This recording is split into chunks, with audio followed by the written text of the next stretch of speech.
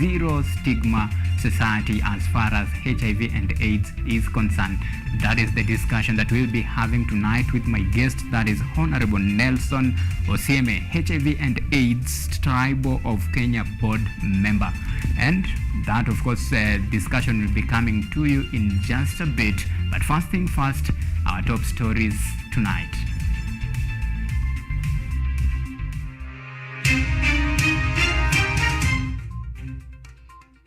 Tonight, President William Ruto urged youths to take action against climate change ahead of the first Africa Climate Summit.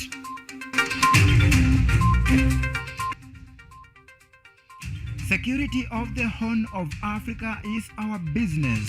Ruto reiterates Kenya's commitment to curb insecurity in the troubled Horn of Africa.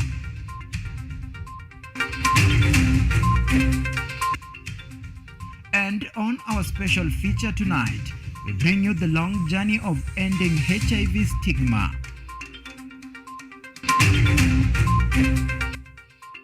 Plus, welcome to Kenyatta University.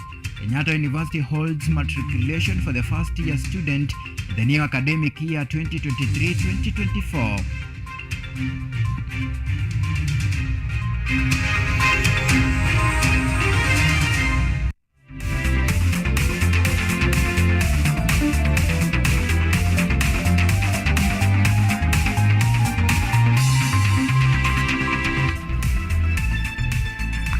Evelyn Langat is our sign language interpreter tonight. My name is Auma Evans. Remember, we are live on YouTube at Kutv Kenya. You can tweet us at KUTV_Kenya at Auma Evans. Remember to use the hashtag Primetime News. Now, Primetime News begins right away. President William Ruto today presided over the opening of the Africa Youth Climate Assembly at the Kenyatta International Conference Center, that is KICC in Nairobi. An assembly that is set to help find solution to the current issues of climate change.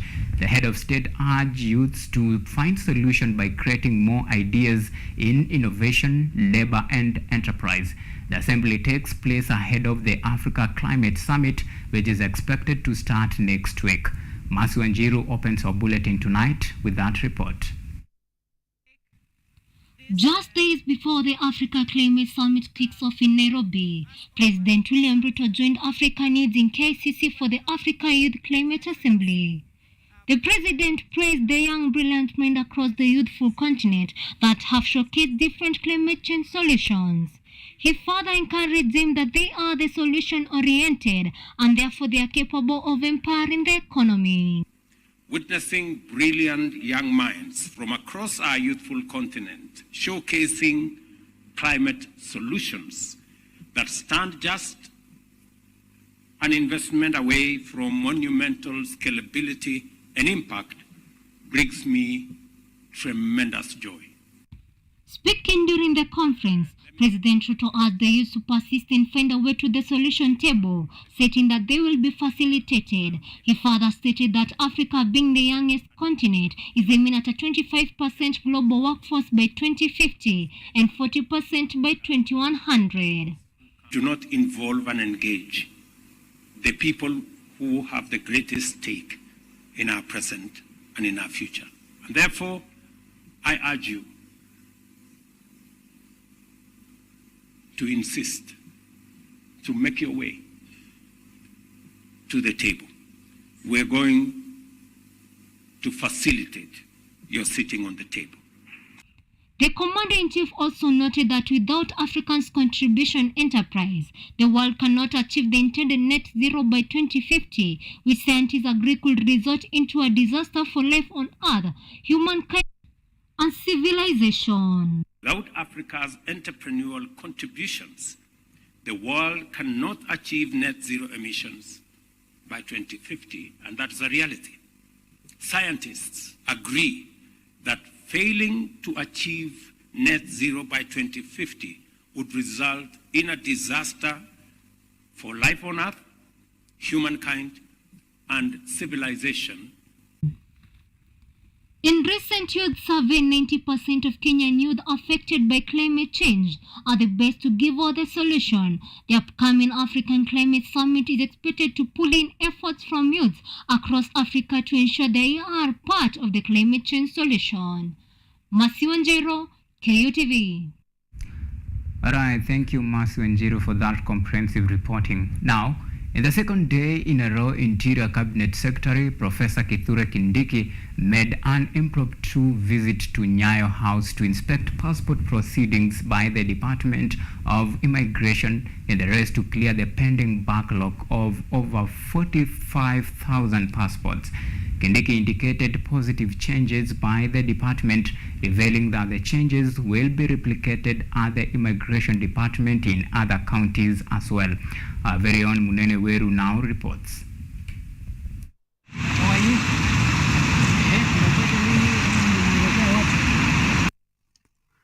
For the second day in quick succession, the Cabinet Secretary for Interior Kithure Kindiki stormed the defamed Nyayo House without invitation or notice.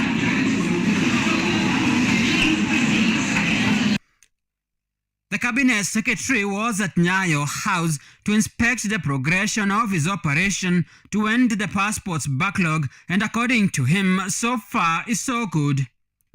Going by the speed that we are at, 14 days from now, the backlog will be over, and going forward, we start now implementing the 7-day policy. Upon doing away with the pending backlog, Kenyans will now receive their passports in 7 days, with exceptions of emergency cases of patients seeking medical attention abroad, students with deadlines to report in foreign institutions, Kenyans going abroad for urgent employment calls, and public servants traveling in government missions. These exceptional cases will be excused to receive passports within 24 hours.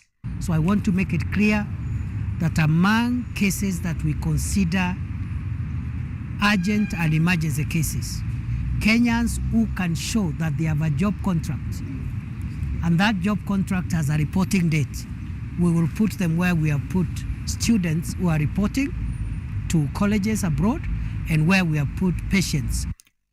Even while the Nyayo House has the full attention of Kenyans, Kindiki says the operation will be replicated in other immigration offices around the country. This is not a Nyayo House affair only. We have immigration offices in Mombasa, in Kisumu, in Nakuru, in Embu, and we are reopening the immigration office in Garissa. The same operation that we are doing here, we will extend it in those offices there. Kindiki has revealed a raft of changes to be implemented at Nyayo House, including addition of printing machines, newly furnished banking halls with courteous staff, additional staff reinforcements, and uniforming of immigration officers, all in frantic efforts to reconstruct the Immigration Department and give the defamed Nyayo House a new face. Munene Weru, KUTV. Elsewhere, Kenya will continue to work closely with the United States of America, the African Union, and other organizations to eliminate insecurity and conflict in the Horn of Africa. These are the sentiment of President William Ruto as he hosted the Special Envoy of United States for Horn of Africa, Mike Hammer, together with the other members of the U.S. Diplomat Corps, including U.S. Ambassador to Kenya, Meg Whitman. Ruto emphasized the need for democratic governance to promote peace and streamline economic growth in the region.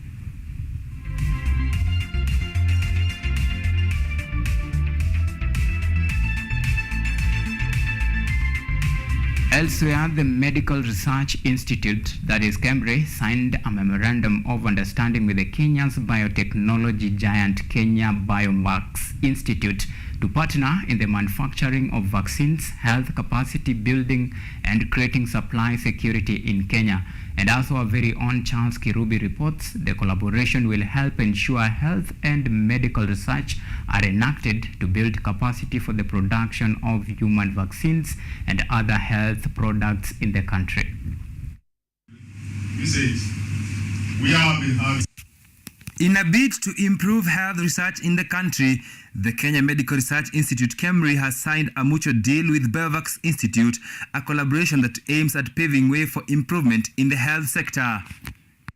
KEMRI acting CEO and Director General Elijah Songok revealed that the institute's great work has been used by other countries to develop useful products.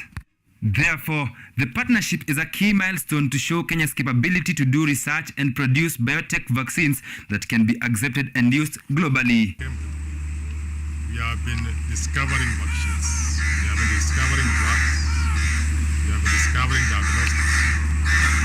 But some of these have been made by companies outside Kenya, abroad. And now, this is a very momentous occasion that the things that we are discovering can be made locally here by our own.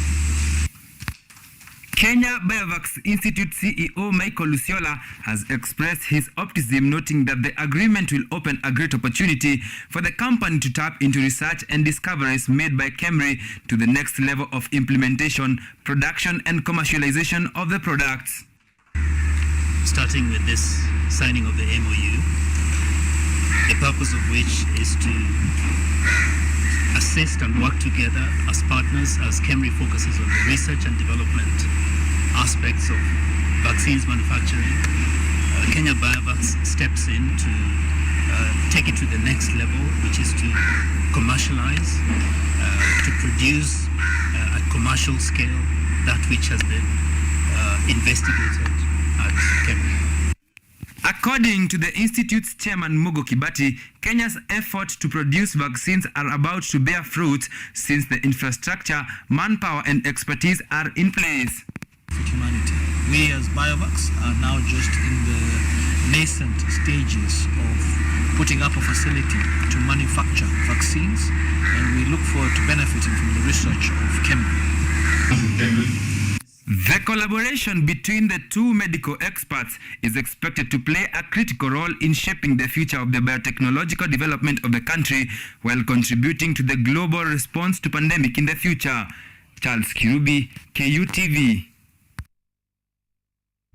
And now matters education. Kenyatta University today concluded the two-day orientation and the final matriculation ceremony for the 2023 first-year students cohort joining the university this year. The ceremony was presided over by the Kenyatta University Vice-Chancellor Professor Paul Wainaina. This year's cohort will be the first student to be admitted under the new funding model. KUTV's Yvonne Kemuma attended the matriculation ceremony and filed the following report. Professor Paul Wainaina, the Vice-Chancellor of Kenyatta University, today presided over the matriculation ceremony for the university's incoming class of 2023. The matriculation comes after a 2 days engaging orientation that was set to welcome the new cohort and familiarize them with the university's policy. On my own behalf, I really extend a very warm welcome to all our first-year students. Out of the more than 130,000 students placed in public universities by the Kenya Universities and Colleges Central Placement Service (KUCCPS), 6.1% were placed in the institution, making it the second most sought-after institution in the country. Precisely, looking at the number that was admitted in the public universities, those admitted to Kenyatta University were 6.1%. So you are among the 6.1% of all those students placed in public universities. And we received also a fair share of students through the inter-university transfer. This year's first-year students are the pioneers to join university under the new funding model introduced by the government earlier this year. Owing to the fact that most students are yet to fully understand the new model, Kenyatta University has designated 2 computer labs to assist students to apply for scholarship before the deadline. But there is also a great then demand on you that the government will be monitoring very, very closely your progress, and the completion rate is expected to be very high. So if your program is supposed to take 4 years, it is expected that at the end of the 4 years, you have completed your program. We are known all over, and as you realize, even the students who have just entertained you, you may not have realized this is part of the team that 2 weeks ago, they won almost all the trophies in music. Approximately 6.1% of students who secured placements in public universities through the Kutv's placement service have enrolled at Kenyatta universities, while other students have succeeded in joining through transfers from other institutions. Yvonne Kimuma, KUTV.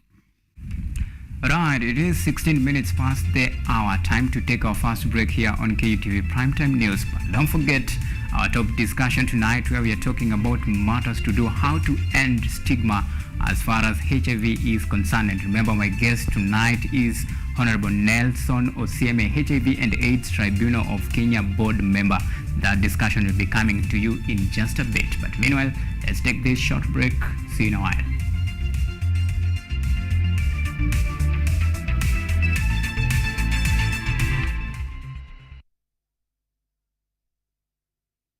Are you an aspiring media practitioner, a graduate, or you just want to advance your skills in television production? Then welcome to Kenyatta University, where education meets innovation. KUTV, the premier university television station in Kenya, is now offering short courses in TV studio, field technical operations, and video editing. Through these courses, you will acquire hands-on skills on camera operations, media production, lighting techniques, audio-visual editing, and sound and visual control, and how to operate key equipment in modern TV control room. Enroll today at KUTV and discover your full potential in cutting-edge TV broadcasting. Graduates of these courses will receive professional certificates. For more information, visit our offices at KUTV Studios or call us on 020-870-4252 or 020-870-4255 or SMS us on 0739-110-544. KUTV, a new experience.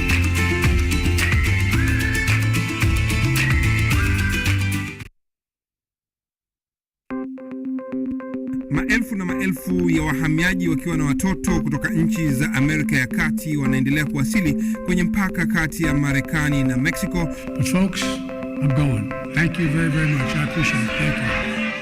Ni habari kutoka pembe zote duniani.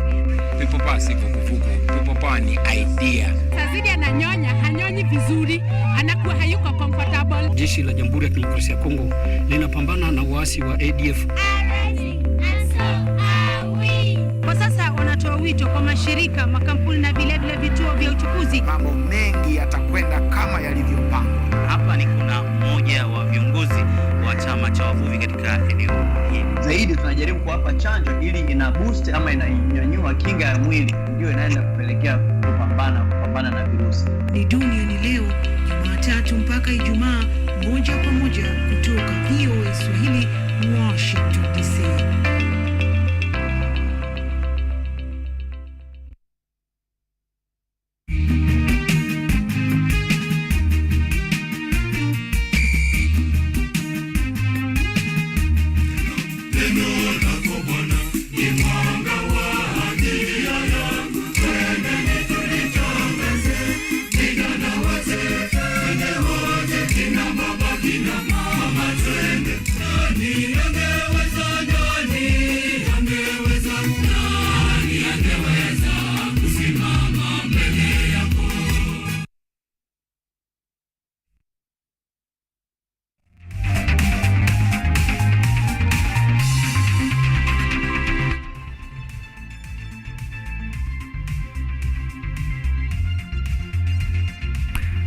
Welcome back and thank you for keeping it Primetime News. Now, much has been done to create awareness on the HIV since it was discovered in Kenya in 1984. However, living with HIV has been considered a monster by majority of those who still lack the knowledge about the virus. On our special feature tonight, we engage victims who have faced tremendous stigmatization in the society regarding their status and how NAYA Kenya, a non-governmental organization that advocates for the sexual reproductive health rights, is making the lives of these youths bearable. Eli Dimitri unravel this more, of course, in this feature. Farida and Nora, aged 25 and 20 years respectively, not their real names, are residents of Nairobi County living with the human immunodeficiency virus, HIV. Both were infected with HIV at birth, and it is no doubt how bumpy the ride has been for them, having faced stigmatization and isolation from schools, made the journey even harder, something they admit almost threw the emotional stability to the gutter. Sasa wakati rudi kwa shule, watoto pia wengine walikuwa washaanza kujua niko na virusi vya ukimwi. Wakaanza kuniongea ile kunitenga, wanaanza kujua. Na hiyo wakati ilikuwa ile stigma pia ilikuwa iko juu. Nikaanza kutengwa. So wakati nimeanza kurealize watu wamejua niko hivyo, ikabidi nitoke hiyo shule. Ilibidi tu nikata hiyo shule. Juu singekaa. After nimekuja nyumbani nikaambia wazazi sitaki hiyo shule, pia walinikubali na wakanitransfer shule nyingine. Venye nilitransfer shule nyingine bado challenges zilikuwa tu hiyo, ikabidi mzazi aambie principal. Hizi forum tuko nazo kama na support groups, tunaita young people na adolescent, tunakaa pamoja, tunaongeleshana, at least ule mtu pia kwa na stress anatoka hapo pia akiwa sawa, amejikubali. Pia tunapanga na health talks, tunaongea kila siku asubuhi, tunaita hizo health talks, watu tunaongelesha, sasa inakonga tu watu wote, tunaongelesha tu about HIV.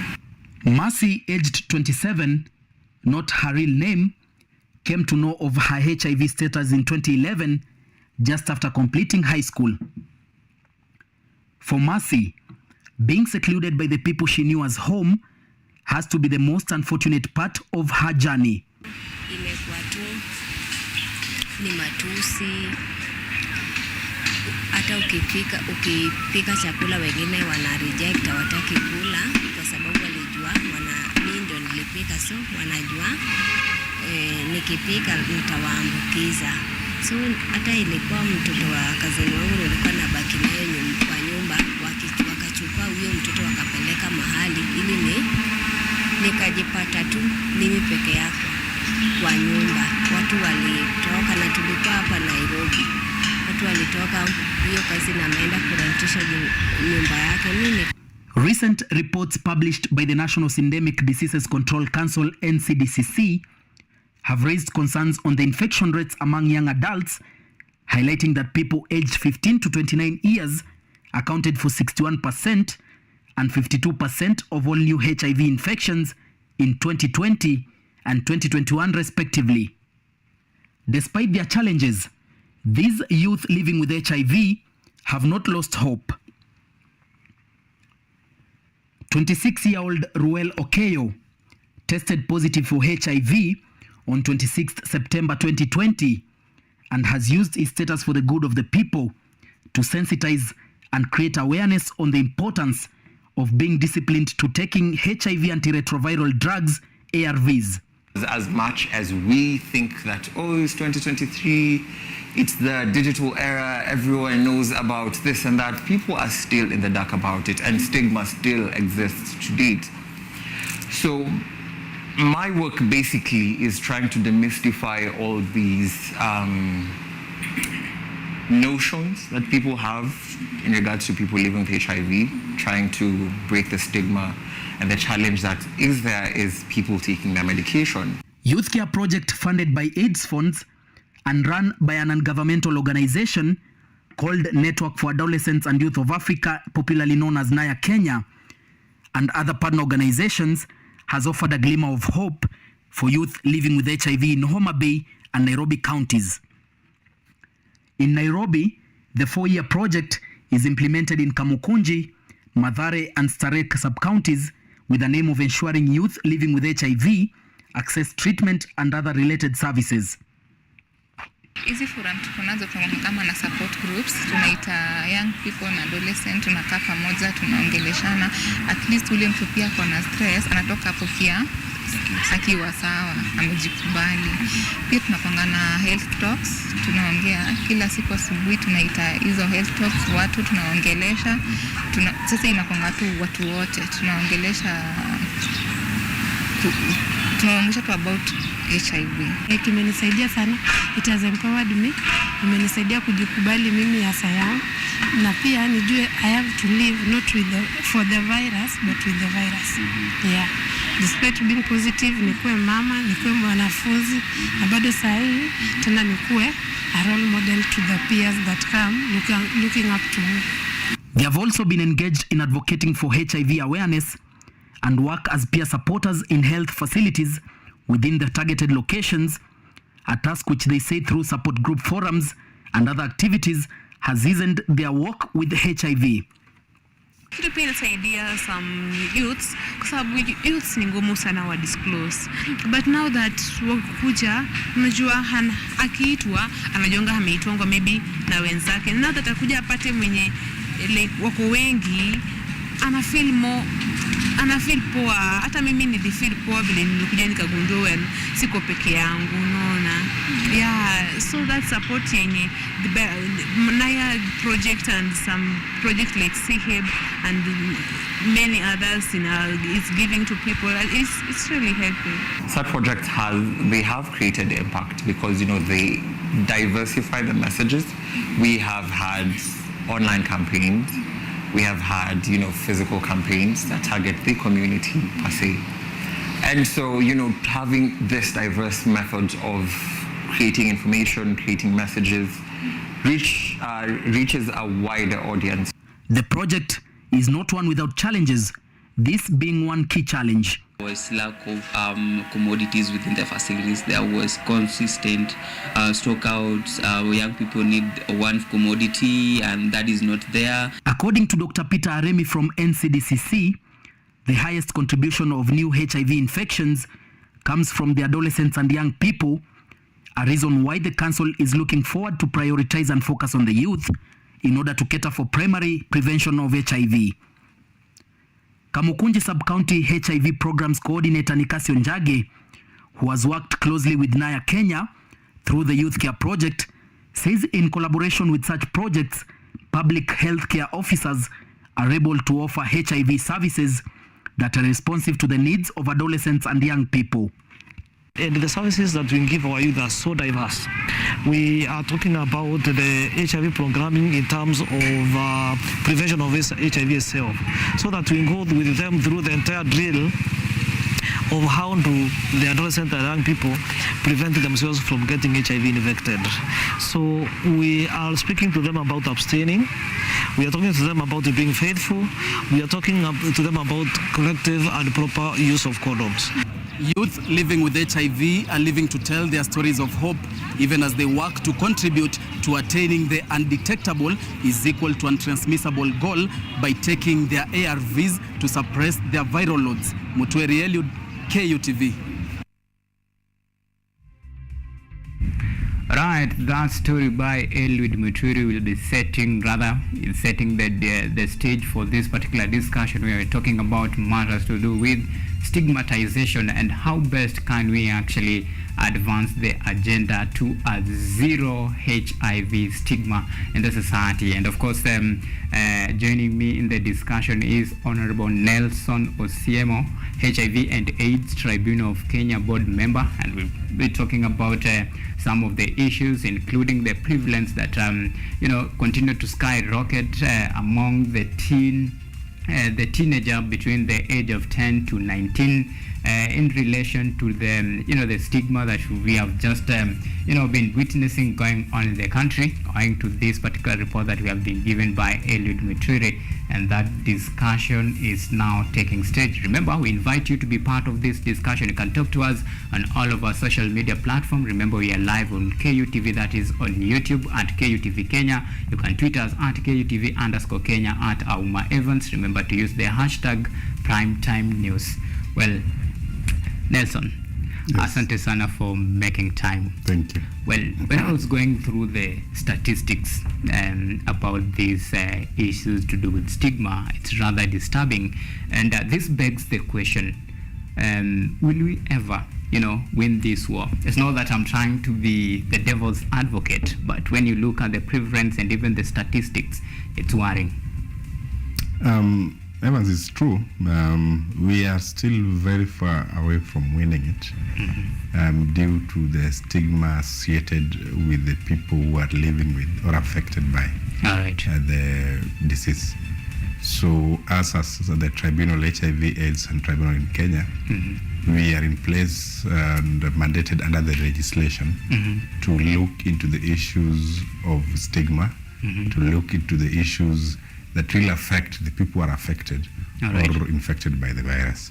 So from where we sit, we are making some strides, but it will take a long time to reach where we need to be. All right. Well, what would you attribute to actually, the rise of cases of stigma? I mean, it is 21st century. There have been campaign against creating awareness about HIV. We have seen some sensitizations, and still it's like we are making one step forward, two steps backward. What could be the reason? Why are we not progressing in this journey? The reason that I will tell you is the way you contact this disease. Okay. So people always associate this disease with one being an immoral person. All right. So that's why there is so much stigma. You remember you had COVID that is still with us.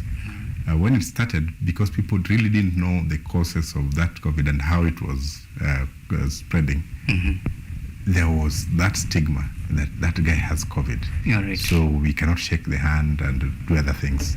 But almost 38 years since we first discovered the disease in Kenya, the stigma associated with the person infected or living with HIV is still high because people associate that person who got that HIV is an immoral person. He got it through being an immoral, being adulterous. But you and me know various ways of getting the virus.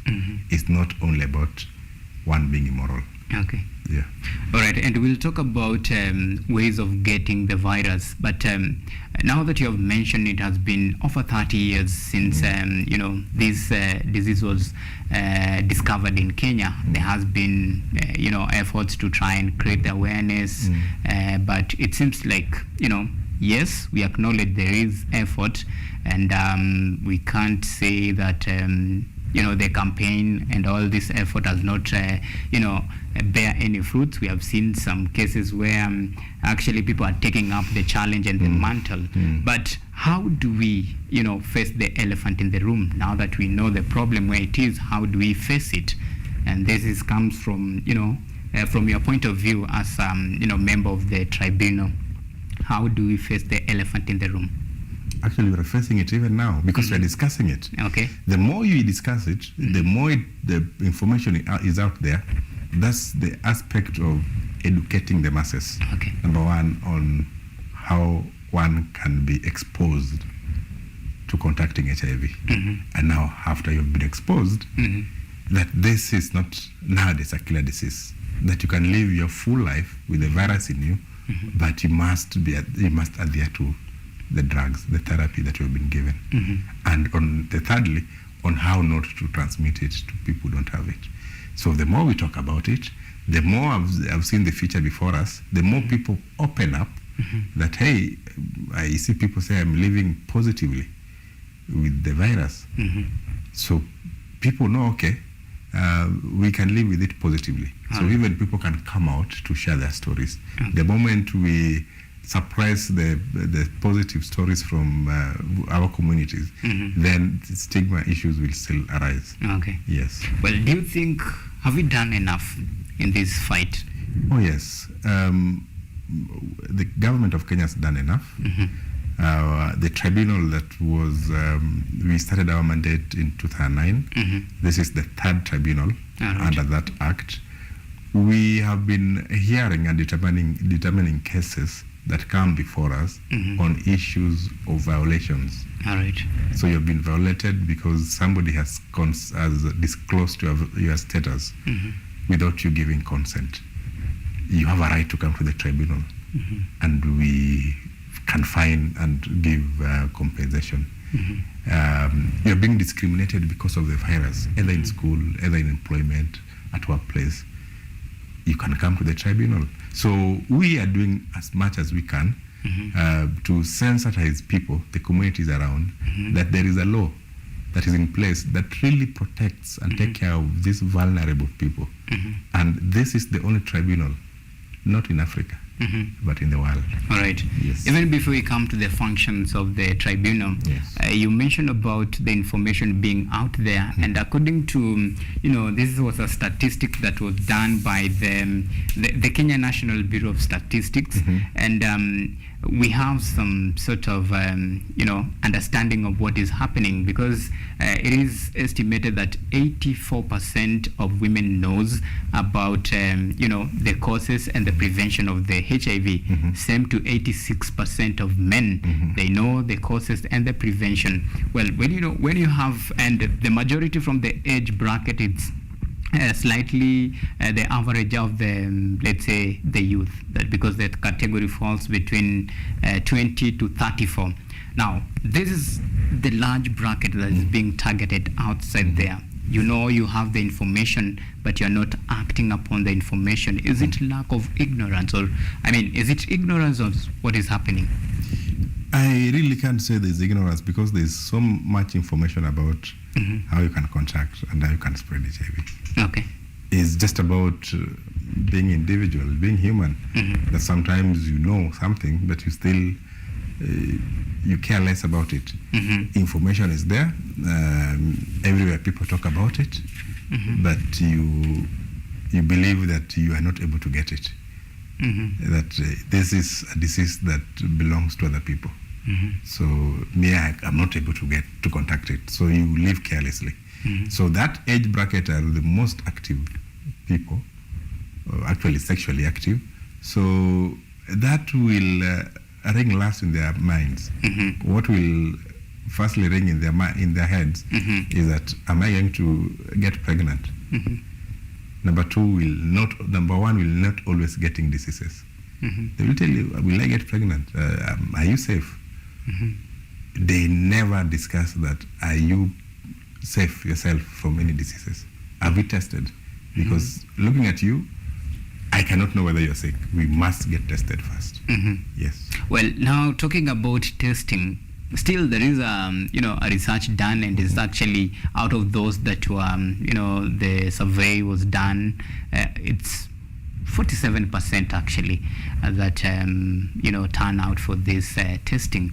Now, when you have a population, let's say like ours, Kenya, where we have like let's say 50 plus million people, and only roughly 47 getting tested, is this where we are actually missing the point, or is there a need to actually turn out to get tested and know your status?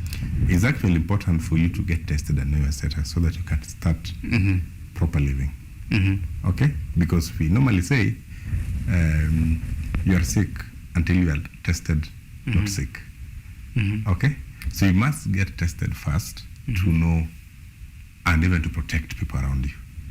You might be sick and you don't know, and you think you are okay, and you are the one now transmitting it. So it is important that you test and actually know your status. Okay. Yeah.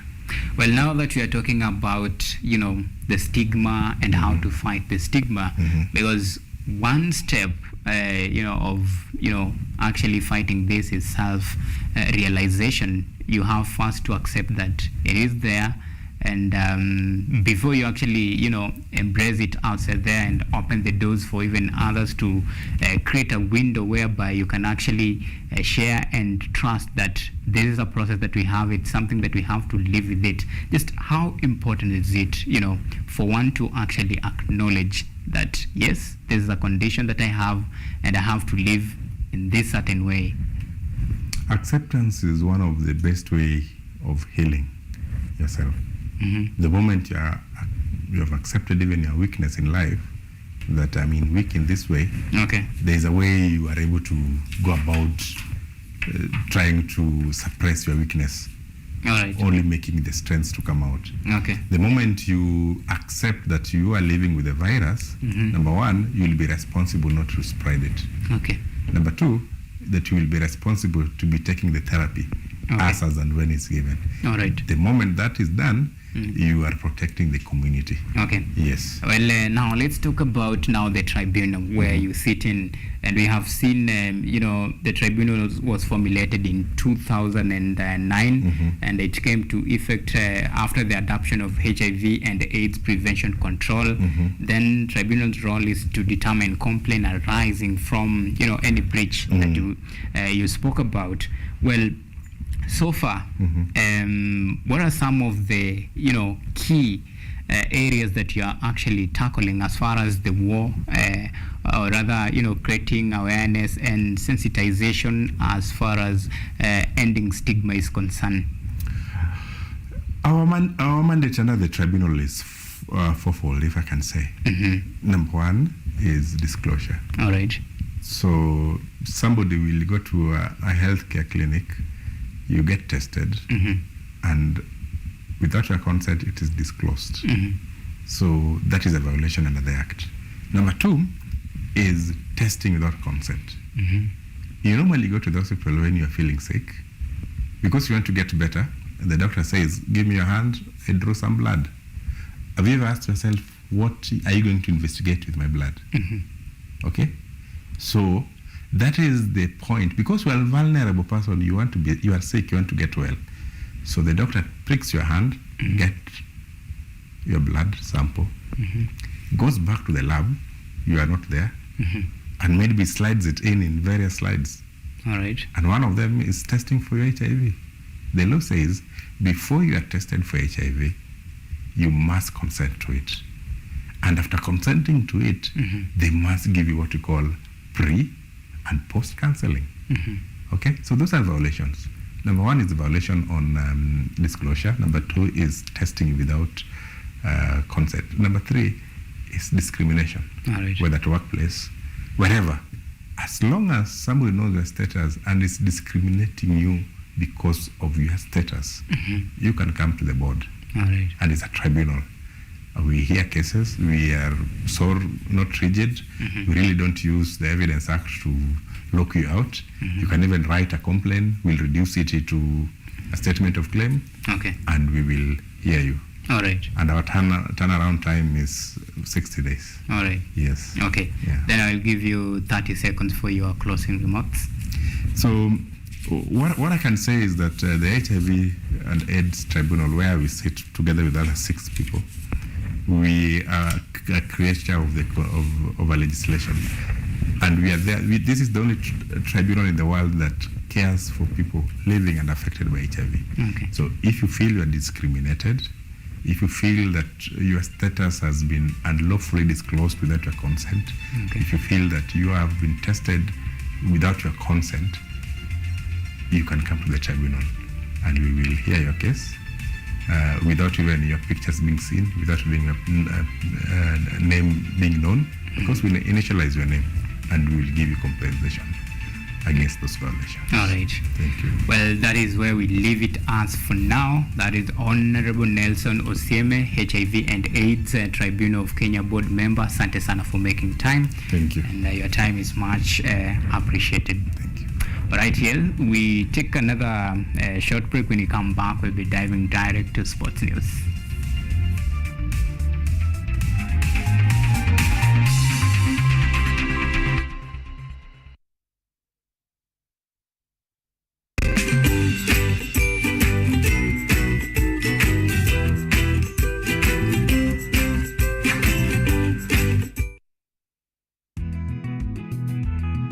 Kama hii mwaka tumechagua variety ya miezi 4. Alafu ile mwaka uliopita tulitumia variety ya miezi 6. Juu mvua ilinyesha mapema.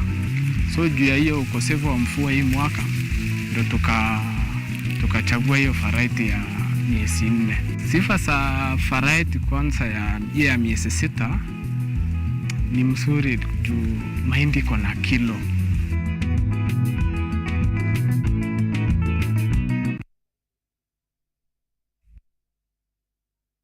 Are you an aspiring media practitioner, a graduate, or you just want to advance your skills in television production? Then welcome to Kenyatta University, where education meets innovation. KUTV, the premier university television station in Kenya, is now offering short courses in TV studio, field technical operations, and video editing. Through these courses, you will acquire hands-on skills on camera operations, media production, lighting techniques, audiovisual editing, and sound and visual control, and how to operate key equipment in modern TV control room. Enroll today at KUTV and discover your full potential in cutting-edge TV broadcasting. Graduates of these courses will receive professional certificates.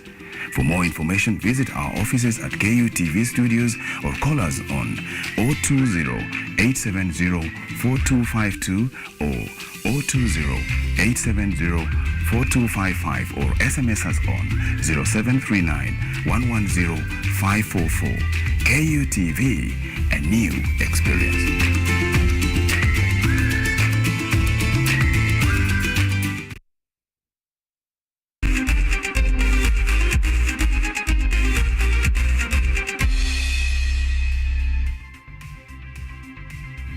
Welcome back. Time to get the latest in the world of sports. Now, President William Ruto today commissioned Talanta Hela Plaza that will have a Ministry of Sport at Upper Hill in Nairobi. The 16-story building will house the office of the Ministry of Youth, Sports and the Arts, as well as the Office of Sports Federations. The head of state lauded Talanta Hela initiative as a game changer that will empower, create opportunities and transform sports in the country.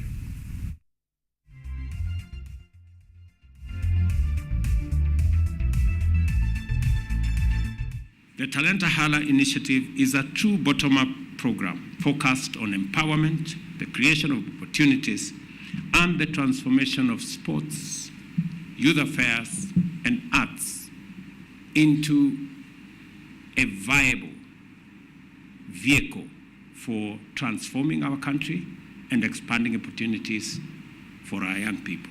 Investing in the monetization of talent will bolster entrepreneurship, innovation, and economic growth through the conversion of passions into livelihoods, creating an empowered and a self-reliant generation and people. Through Talanta Hela, we encourage our young people to dream big and pursue their artistic and sporting goals with unwavering determination and renewed urgency. Right, the English Premier League enthusiasts in Kenya got an opportunity to gaze at the prestigious English Premier League trophy at an exclusive event held at Serena Hotel here in Nairobi. The planned series of the EPL Trophy Tour, set from the 1st of September, will stretch over to 12-week period to 24th of November 2023. The highlights of the Premier League Trophy event will be its grand showcase on Saturday, the 2nd of September 2023 at the Carnival Grounds. We came to Kenya 4 years ago. We bought 2 companies, and now we are moving full-fledged in Kenya, in East Africa also, with gas stations and many other business lines like lubricants. Our partner with Castrol is just because Castrol is one of the leading brands in the world as far as lubricants is concerned. So we are very happy to partner with this big brand to bring to Kenya the best quality lubricants.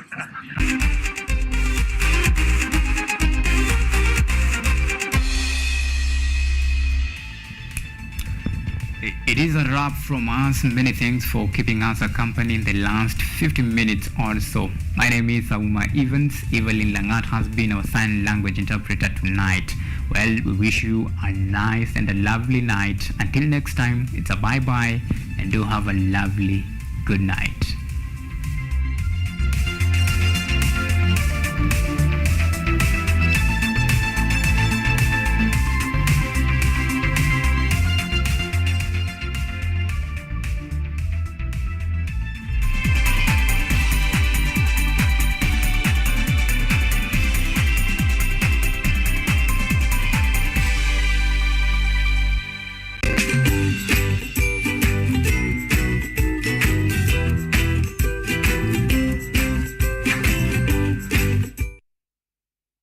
Are you an aspiring media practitioner, a graduate, or you just want to advance your skills in television production? Then welcome to Kenyatta University, where education meets innovation. KUT